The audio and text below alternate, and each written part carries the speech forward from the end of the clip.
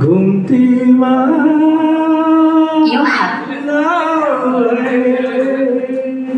बतासमा उडी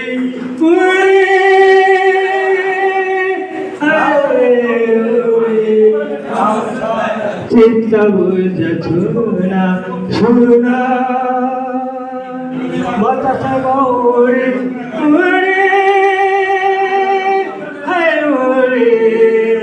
आउँछ चित्त बुझ छुना छुना आउँदैन चित्त दुःख बुझाउन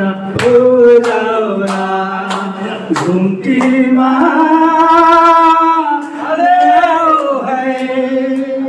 आँखा तिमी जुझाउन बाजिन्छ माया फेरि गाह्रो हुन्छ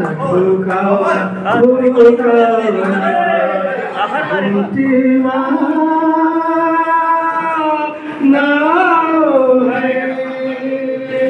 कुकुरको मासु चाहिँ 5 आना किलो थियो।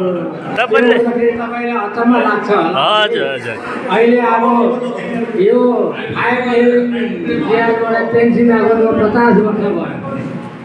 अचम्म लाग्छ होला 50 वर्ष भन्दाखेरि तपाईँहरूले 50 वर्ष सरकारको पेन्सन खाँदा होइन अझै म त 100 वर्ष बाँच्छु। मैले 80 वर्षको एडिसी खाइरहेको छु अहिले अघि 4,000 रुपियाँ दिन्छ मलाई एडिसीले अब 85 सालको अब 90 रुपियाँ दिन्छ 100 साल पुग्यो भने 100% दिन्छ तपाईँहरूलाई 100% पाउँछ। कुन लडाइँ लड्नु भयो तपाईँले हाम्रो बोक्राबाट?